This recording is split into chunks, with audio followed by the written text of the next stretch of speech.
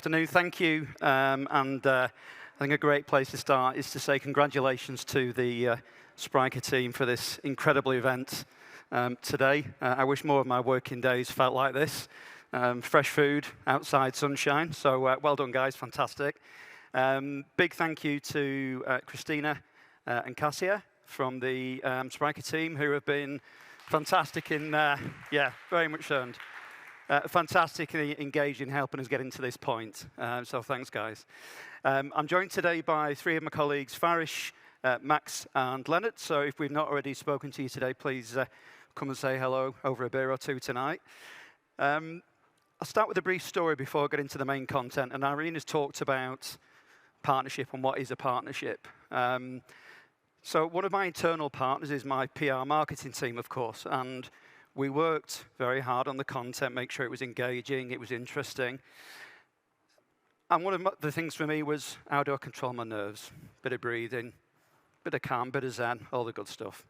Until they launched a PR on Saturday that said I was going to illuminate the stage and that you guys, the audience, didn't want to miss it. So straight away, pressure. So breathing rate up a little bit. Christina and I talked about slight agenda change, but we've decided that I won't be singing or dancing. So the only illumination will be from mastering B2B payments. So wish me luck. I'm going to need it. Thank you. So what I want to do is just sort of take you on a little bit of journey, really, if I can. So talk about Mangopay. There'll be some in the room, perhaps, who know who we are, what we do. Others maybe less so. So talk you a little bit about who we are, what we do. Talk about how we've started to solve the B2B payments problem. Run through a use case and some of the sort of interesting facts and data that we've seen during our work. So can I just see a show of hands, just out of interest? Who's heard of Mangopay? Interesting that the two guys who work for Mangopay didn't raise their hands. That's a slight concern. Thank you, guys. That's good to know. So we've talked already today about composable platforms and composability. And I think Mangopay sort of used the phrase slightly differently. We talk about modularity. We talk about flexibility. But they come hand in hand. So we are dedicated to marketplaces. That's what we do. We don't focus on e-commerce. We don't focus on point of sale. We're a marketplace specialist. And so everything that we try and solve for and try to enhance and allow to scale revolves around the needs of our marketplaces. So what makes us different? The first point I've talked about. I joined Mangopay at the start of this year, and everything that I've seen in between and now has been around what methods of payment do we need? What regional payment methods do we need? Pace, complexity, onboarding, anything you can think of. We've put all our resource and development into that. We offer pay-ins, payouts. We offer everything in between. So when you think about, and I'll talk in the use case today a little bit about the onboarding and KYC, which can be, I think, probably for expanding marketplaces, one of the biggest challenges. We offer cross-border FX solutions. We offer virtual IBANs. We offer an e-wallet solution. We've got obviously full compliance capabilities as well. So we really can allow our platform partners and clients to compose exactly what they need. We don't insist at any stage that our clients take full stack. They don't need to. Take what you need now. And I think you were talking earlier, Christine, about sort of that Velcro and taking bits, adding bits. That's exactly it. So you start with what you need to build, and then you expand as your marketplace expands. So that's exactly what we're here to do and what we focus on. Whilst we're here to talk about B2B today, just to give an example of some of the clients that we at Mangopay have worked with, and I suppose our growth has been through the more conventional B2C, C2C, and that's where we've established ourselves. Like many in this room, we'll see the potential for B2B growth, and depending on what report you read, CAGR is anything between 80 and 20% between now and 2030. So we know that the market of around $8 billion US dollars now. We expect it to be sort of mid to late 20 billions by 2030. So huge opportunity for anyone in the room, either as a marketplace, as a technical partner like Spryker, whatever solutions you provide, there's definitely opportunity for growth within there. One of the examples I want to just draw out very quickly is Tractor.fr. And I think this is fascinating for me because when you think about marketplaces, you think about clothes or second-hand consumables or whatever it might be. Tractor.fr, you can hire, you can lease your tractors, your heavy-duty equipment. Now, in my mind, that's not typically something I'd look to do online, right? It seems a bit of an odd mix, but I think what it proves is that more and more, or more and more sort of varied businesses are seeing the power of marketplace. We're starting to see hotel groups looking to expand into marketplaces. We're starting to see helicopter manufacturers expand into marketplaces because they want to sell the oils that you need for maintenance. They want to sell the bolts, the wires, whatever it is you need. So I think what's really important, and again back to composability, is expanding what we believe is possible and capable within the marketplace environment. Some interesting facts about B2B payments, and this is what our research shows us, and I'll be interested to know just some views from the room whether you're seeing the same thing. We do know that a lot of time is wasted, typically in senior positions, CFOs, CEOs, on the management of B2B payments every month. Lost value, lost time. Exchange rates.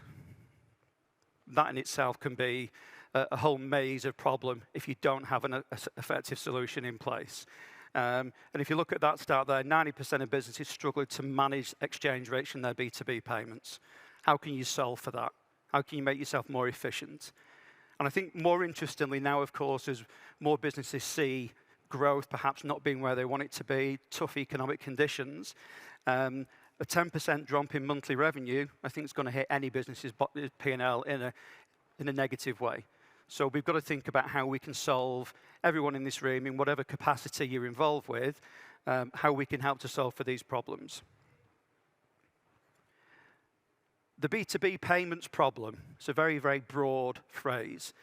Again, just opening up to the room, what would anyone sort of say is their sort of top 2 B2B payments problems? Anyone?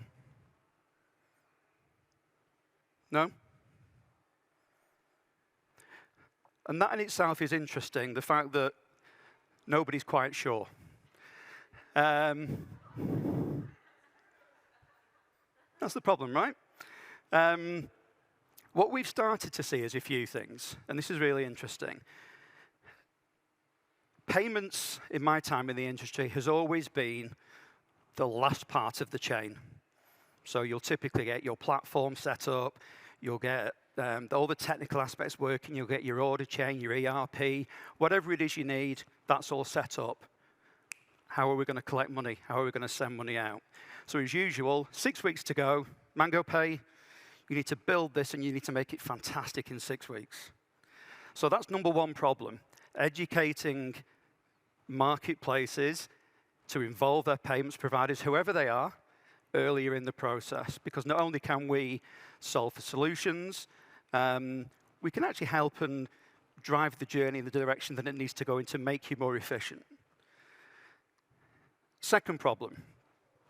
I think there's an expectation that the payment demands of marketplace clients, even in B2B environments, will differ from B2C.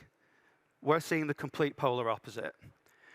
I think now, B2B marketplace, if you want to be successful, you have to offer the same broad range of payment options as any other marketplace.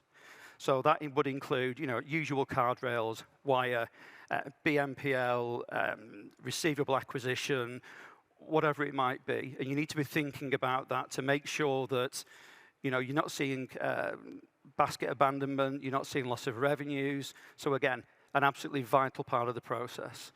And then when you start thinking about so many businesses that will go cross-border, how am I going to deal with swings in FX rates? If I'm only getting a spot rate every day, how is that impacting my bottom line? How can I be more efficient? So the message that I'm trying to get across to our clients and our partners is exactly this. Think as you would any other e-commerce or marketplace platform. Think about your payments infrastructure early. Now, I don't claim to be a technical guy, and the guys who've talked before lost me in half of what they said. But payments is just as important as the technical parts. You can't make money without it. So, Molt, I don't know how many people have heard of Molt. Molt's a really interesting use case because, again, I think they're an example of where you wouldn't expect a marketplace to sit. So, we've got over 100,000 ambitious freelancers and project owners who've come together in Molt. And this is a company who's a long-standing partner. And some interesting stats. 2022, 250 million in transaction volume. Now, again, that number blew me out of the water because I wouldn't have expected freelancers, in whatever walk of life you are, to be generating that amount of revenue. 40,000 companies. 10,000 plus new users monthly. So when we talk about the importance of onboarding and KYC, this is where it can fall over. This is absolutely, I mean, aside from needing to be compliant and working within your licensing restrictions, you've got to make sure that you've got an effective and efficient onboarding experience. I've already mentioned fast and smooth payment processes. It's allowed them to double the transaction volume year on year. KYC checks, just looking there, just shy of 88,000 documents processed via the API in 2021. The figure, I believe, for 2022 is nearing 100,000. So you can imagine the systems you need in place to process that many documents quickly so that sellers can sell and the buyers can buy. Back to revenue again.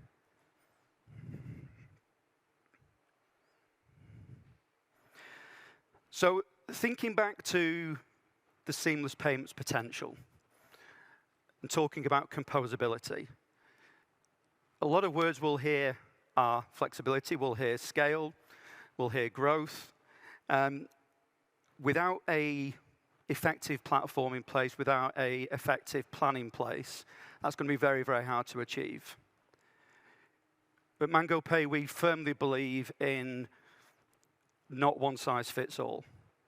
So where we try and be flexible is to offer really what the client needs. And that's not to say we can be bespoke in every single type of client that comes before us, but what it does allow us to do is to listen and to evolve as the project evolves, which is really, really important. Removing friction, again, back to that UX. One of the common problems we come across is friction with KYC and that whole onboarding experience. So when I'm looking at partners today, and one of the conversations I'm having with Spryker is how we can enhance the UX by a one-stop KYC process, rather than they've got a KYC to go on the platform, they've got a KYC if they want to get a BNPL or finance provider. That's not a great experience. So that's something that we're working on with Spryker at the moment to see how we can enhance that service and that solution. I've already said we offer an end-to-end payment infrastructure, and we absolutely do. And of course, that's our bread and butter. That's where we're going to be most successful. But the fact that we can provide everything in between, we're certainly starting to find that, and there's several names I would love to mention that I can't, but the likes of Vinted, for example, a company that we've seen grow throughout Europe and now into the US over the last few years, have grown on the back of the flexibility that we've been able to provide them with, and the agility to amend and develop as needed. So it's a prime example. Treasury and liquidity management. This is something that we're sort of, I suppose, dipping our toe in for the first time. We will announce very soon the launch of our new solution, which will give our clients the capabilities of much more control over their FX costs, pace of receipt of revenue, the countries that we can make payments to. We will also announce later in the year additional capability which will allow us to sort of offer 80 or more different payment currencies throughout the world. So again, we're listening to our clients, we're listening to the needs of cross-border B2B marketplaces, and as a result, these are the types of things that you're seeing. Okay, so I decided to sort of keep things fairly brief, and hopefully make some time back up for today's agenda, so you can thank me later. But are there any sort of questions, observations about problems, if there's any sort of platforms in the room today or technology partners in the room, as to the sorts of things that you're seeing? I'd be interested to hear some differing opinions. Oh, we got a couple. Go. Now, I'll just remind you, I said I'm not technical, so go easy on me. No, this one is not going to be technical. My question is around those 90% of struggles in B2B. Yeah. My question is around cross-border B2B with some new trend of cross-border payments in national currencies. Mm-hmm. Of course, the exchange rate is the fundamental problem there. So what is Mangopay's vision or strategy around this? I think it's twofold. I think, first and foremost, it's to offer choice. The more and more we get involved with the more complex B2B marketplaces, the more exotic the locations that they're going to be shipping goods to, receiving goods from. And I mean that by not just your typical sort of LATAM or APAC or North America. So we are starting to see more and more exotic requests, and that's why, as part of our plans for 2024 and the new cross-border solution that we're going to be offering, we're going to be expanding the capabilities of our wallet infrastructure. We're going to be expanding the number of like-for-like currency settlements that we can provide. At the moment, we're probably at around about 15, expanding that to 80. With some of the more exotic currencies in there, I think it's going to solve for an awful lot of problems. So for us, it's twofold: choice, pace, and flexibility. Okay, lady at the back over there.